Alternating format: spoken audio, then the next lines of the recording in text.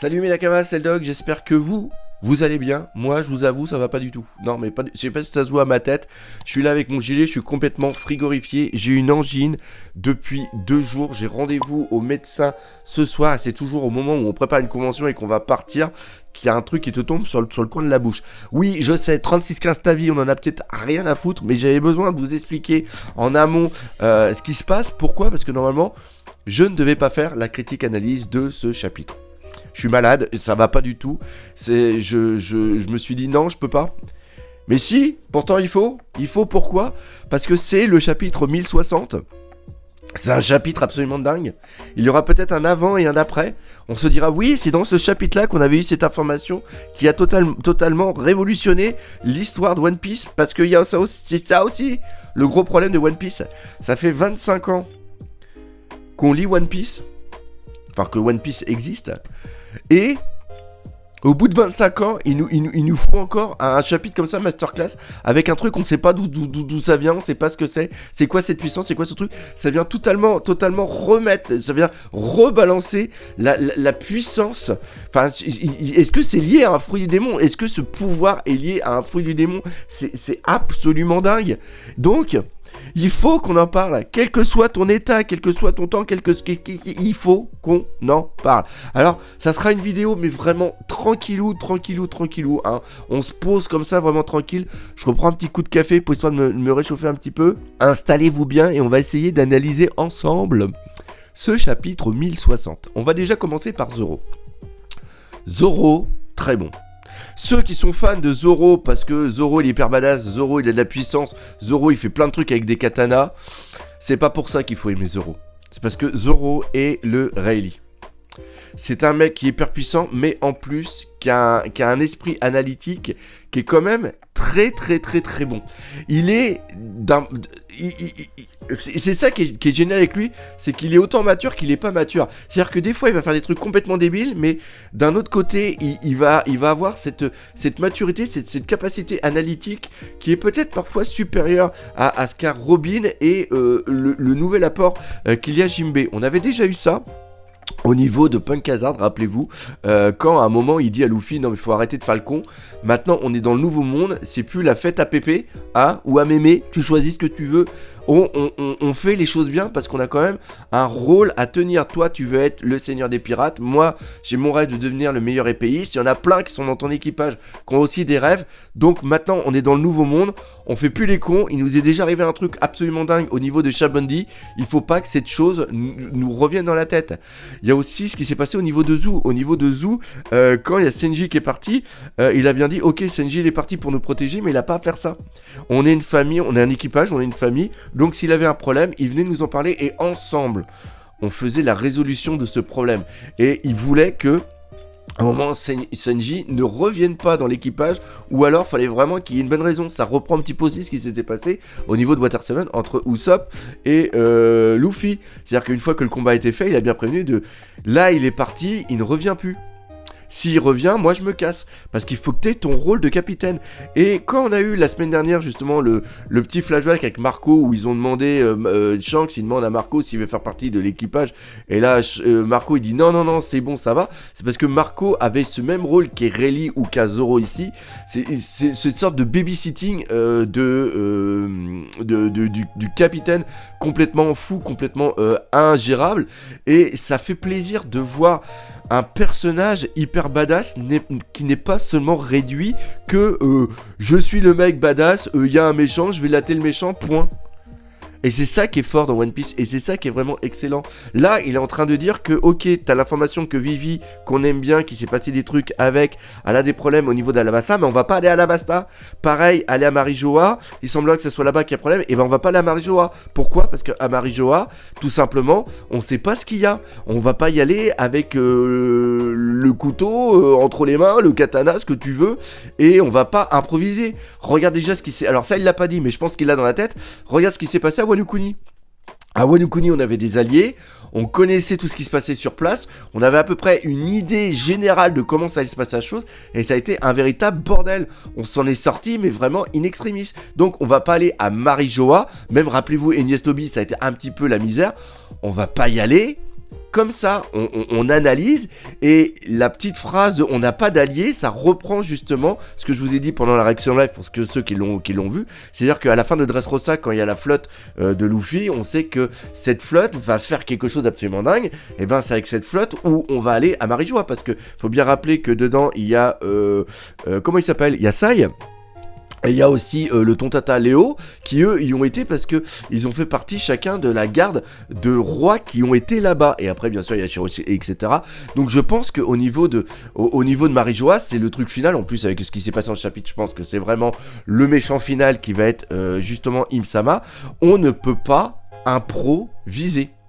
Et surtout là, ce qui se passe, c'est qu'il n'y a pas eu l'info par rapport à Sabo dans le journal, il n'y a pas eu d'autres infos. Le fait aussi que Kobe, je sais pas si Robin a dit à Luffy que Kobe a été pris par Barbe Noire, là ça devient une véritable... Enfin, il y a trop de trucs qui vont dans tous les sens. C'est hyper dangereux. Et savoir quelle va être la résolution, savoir comment va se passer, surtout qu'on a la fin avec cette île, enfin cette masse qui est un petit peu de chaud et de froid avec une personne qui est à l'intérieur, qui est Bonnie. Alors justement, là je vais en parler tout de suite de Bonnie parce que il y a un petit running gag qui est sûr qu'il va venir, c'est-à-dire que le running gag, c'est-à-dire que Bonnie connaît Zoro par rapport à ce qui s'est passé, rappelez-vous, au niveau de Shabondi. Cette relation qu'il y a justement avec les Tenryubito, ça c'est vraiment très très important aussi. Et c'est-à-dire que quand Bonnie va être sur le bateau et qu'elle va commencer à parler, elle va reconnaître tout de suite Zoro. Et Sanji, lui, va être dingue parce qu'il a déjà vu comment Iori elle était avec Zoro. Là, une autre, entre guillemets, bonasse qui va venir et qui va être peut-être dans les bras de Zoro, qui va reconnaître Zoro, qui va aller. Sanji va dire, mais qu'est-ce qu'il a, Zoro, pour attirer autant de filles absolument superbes. Là, ce qui est vraiment bien, c'est que là, ici, on a peut-être le déclencheur de ce qui va se passer pour la suite. Pourquoi ? Parce que tout simplement, il faut savoir que Bonnie, c'est... Alors, qui est-elle exactement ? Quel âge a-t-elle ? Parce qu'elle a ce pouvoir de pouvoir changer un petit peu justement son âge. Elle est la mère douairière du royaume dont j'ai oublié le nom, mais c'est le royaume où était avant Kuma.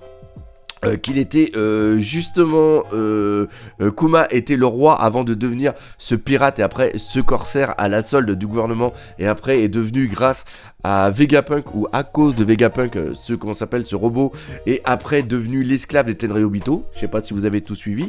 Donc il y a déjà une relation entre Bonnie, Kuma. Il y a une relation entre Kuma, Vegapunk, il y a une relation entre Kuma et les révolutionnaires. Et les révolutionnaires, il y a une relation entre Dragon, qui est le père de Luffy, et le commandant des révolutionnaires, et aussi le père, entre guillemets, adoptif de Sabo qui a appris à combattre à travers l'intermédiaire des techniques de Kuma. C'est en gros, il y a tout, en réalité c'est ça One Piece, je vous le dis depuis longtemps, c'est différents puzzles, différents morceaux qui sont en train de se mettre en place. Et il va y avoir des informations, parce que Zoro, ce qu'il dit, c'est on n'a pas d'informations sur ce qui se passe au niveau de Marijoa. On ne sait pas comment c'est. Les informations sur Marijoa, on les a à travers Bonnie. Bonnie est peut-être la reine douairière, et ça fait sûrement plusieurs fois qu'elle va à Marijoa pendant cette rêverie, et donc assez... un petit peu les plans, comment est fait Marijoa, quelles sont les techniques pour pouvoir y aller, tout ça. Et c'est peut-être elle qui va pouvoir amener ce futur arc de la libération de ce qui est en train de se passer au niveau de Marijoa. Elle va peut-être être vraiment ce lien, parce que si justement au niveau de Shabondi, elle prévient Zoro, elle sauve Zoro quand il veut justement couper le Tenryubito, c'est parce que elle a toutes ses connaissances, et elle va pouvoir amener ce savoir qui n'est pas nécessaire, parce que seules les personnes qui ont été à Marijoa savent comment c'est Marijoa. Et c'est là où Bonnie est hyper importante. On reprend le flashback pendant les 2 ans quand Barbe Noire avait pris justement Bonnie, parce que peut-être lui aussi avait eu ces informations, il en avait besoin pour Marijoa. On sait que Akainu avait dit que normalement, il y avait un lien, il y avait quelque chose d'important autour d'elle. Et bien, cette importance, c'est peut-être ça. Et c'est ça qui est absolument dingue. Tout est en train de se mettre en place. Et ce qui est en train de se mettre en place, c'est le truc absolument dingue, c'est-à-dire cette double page avec ce rayon qui vient du ciel. On a l'impression que c'est une arme volante qui a complètement détruit une île entière. Alors vous inquiétez pas, malheureusement je pense que toutes les personnes qui sont sur l'île sont mortes, mais Sabot, lui en tant que tel, je pense qu'il n'est pas mort. Il a absolument que... Sabot ne peut pas tout le temps mourir, hein. Faut un moment qu'il fasse quelque chose, Sabot. Donc Sabot, je pense qu'il a encore une fois survécu. Et la puissance de cette arme vient poser une question de se dire, mais comment ça se fait qu'il y ait une telle puissance et qu'il ne l'ait pas utilisée plus tôt? Un exemple. Ce qui se passe, c'est que c'est au niveau de Ohara. Ohara, c'est là où il y avait toute la connaissance et tout ça. Au lieu de venir et peut-être se dire, ok, on va faire un exemple, c'est-à-dire que Ohara a fait des recherches sur le siècle oublié, c'est interdit. On fout un Buster Call et ça montre, en un sens, qu'il est dangereux pour les gens d'avoir l'idée de se demander ce qui s'est passé pendant ce siècle oublié, ce qui s'est passé pendant 100 ans. Voilà, tout simplement. Mais ils auraient pu aussi, avec cette puissance, au lieu de faire un Buster Call, détruire l'île et que l'île d'Ohara n'ait jamais existé, qu'elle ait disparu des livres d'histoire, de tout. Non, cette île, elle n'existe pas. Il y a simplement qu'un trou. Comme ça a été le cas avec God Valley, même si God Valley, justement, il y a toujours des informations par rapport à Garp, parce que Garp, lui, il était au présent et maintenant, ça ne fait plus partie que la légende. Le siècle oublié, justement, ce royaume, est-ce que lui aussi a eu ce même sort à travers cette arme géante? Et pourquoi le Buster Call existe alors que il y a cette puissance qui peut aller n'importe où sur Terre et détruire? C'est ça la question que je me suis posée. C'est pourquoi ils ont ça, autre le fait que, comme j'ai dit pour Ohara, en un sens, c'est pour faire voir que le Buster Call, c'est quelque chose qui peut arriver n'importe où, mais le Buster Call, ce ne sont seulement que des bâtons avec des cadeaux qui détruisent. Là, on aurait pu faire la même chose, où tu as un bateau qui arrive avec des mecs qui parlent et ils font une sorte de châtiment divin. Et là, le mec il fait ça, il fait et là, c'est-à-dire que la finalité est la même. Sauf qu'au lieu que ce soit des bateaux qui pètent une île, là, c'est des rayons qui viennent du ciel. Et si on n'a pas eu ça avant, c'est parce que sûrement, il y a eu besoin d'un élément déterminant qui permettent l'activation de l'arme. C'est-à-dire que cette arme, je pense qu'elle existe depuis très très très longtemps, que c'est peut-être une technologie extraterrestre, parce que c'est une théorie que j'avais faite il y a vraiment très très longtemps, c'est par rapport à la Lune, par rapport à tout ça, c'est-à-dire que c'est un peuple nomade qui a été sur la Lune et après qui a pris toutes les ressources de la Lune et après est venu sur Terre justement pour y vivre. Et les Bilkiens et tout ça, ce sont des descendants. Pareil, les Lunaria, ce sont des descendants. C'est peut-être la caste guerrière justement de cette race. Après, il y avait peut-être une caste scientifique et peut-être que Vegapunk fait partie de cette caste scientifique. Et ça s'est passé avant justement le siècle oublié. Mais voilà, je vous reprends une vieille théorie que j'avais faite, je vais pas la refaire juste ici. Et donc, cette arme, il y a besoin d'une personne pour pouvoir l'activer. Pourquoi ? Parce que je pense que cette arme, tout le monde ne peut pas l'utiliser. C'est-à-dire que c'est pas parce que tu la contrôles complètement, tu peux l'activer. Il y a besoin de cette clé d'activation.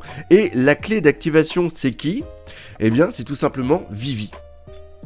C'est complètement dingue, mais là, ça reprendrait le fait qu'à un moment, on voit Im-sama avec l'affiche de Vivi, l'affiche de Shirahoshi, qui est elle aussi une activation, un contrôle, justement, des créatures. Et là, pour pouvoir utiliser cette puissance, cette arme, eh bien, il faut que Vivi soit là. Et Vivi n'est seulement que la personne qui va activer, mais c'est pas elle qui décide qui va être détruit. Elle ne veut pas activer une arme qui peut détruire une île. Mais imaginons que Im-sama lui dise ok, si tu ne fais pas ça, on va envoyer on a tué ton père et on va envoyer un Buster Call sur Alabasta. Donc si tu n'actives pas l'arme, de toute façon on va détruire Alabasta, et si tu ne continues pas à donner l'activation de l'arme, on va continuer à détruire des îles que t'aimes. Tes copines avec Rebecca, et bah on va détruire Dressrosa. On va détruire l'île des hommes poissons. On va détruire telle chose. Et Vivi, elle se retrouve acculée à ça. Et c'est ça qui... Alors peut-être que à travers ce rayon, à travers cette chose, peut-être qu'on va voir plus tard que la totalité de la puissance de l'arme n'a pas été donnée parce que Vivi, au dernier moment, elle a dû faire quelque chose qui a dû enlever une partie de la puissance. On peut revenir un petit peu comme ça. La chose aussi qui est absolument dingue quand on y pense, c'est quand on reprend Enies Lobby avec ce trou, avec l'eau qui rentre dedans. Il y a eu une théorie là-dessus, je sais pas du tout c'est quoi cette théorie parce que j'ai pas voulu du tout m'y intéresser, mais... Ce qui peut être absolument dingue, c'est que s'imaginer que ce trou où il y a Enies Lobby, c'est un trou qui a été fait il y a hyper longtemps et avec justement cette arme qu'on a vue. Et pourquoi pas, est-ce que ça serait pas ici l'emplacement de l'île du royaume oublié? Elle serait ici, à Enies Lobby. Et justement, pour... empêcher les gens de revenir ici, eh bien, ils ont créé ce siège du gouvernement mondial de la justice qui serait justement ici. Et justement, avec ce trou, ça fait comme une sorte de siphon. Enfin, il y a plein de trucs comme ça.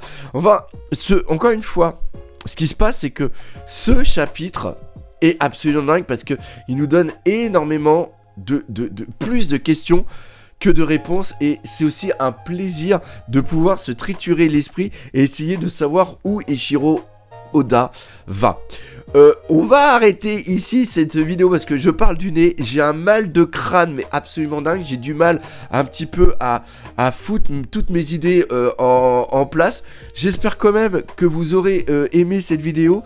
N'hésitez pas à lâcher un pouce pour me donner le moral de continuer et me donner vraiment la santé de préparer la convention. Convention, je vous rappelle, en fin de semaine, on sera à Niort, donc il n'y aura pas de réaction live et il n'y aura sûrement pas de critique analyse. Pourquoi? Parce que en convention, je ne peux pas faire des réactions live et après au retour, il est absolument impossible, je serai sur la route, donc je ne pourrai pas faire de critique analyse. Bref, j'espère que vous aurez aimé cette vidéo. Si c'est le cas, n'hésitez pas à partager, parlez-en autour de vous. Laissez des commentaires, mais on n'oublie pas le principal, One Piece, c'est la vie. Allez, salut mes nakamas.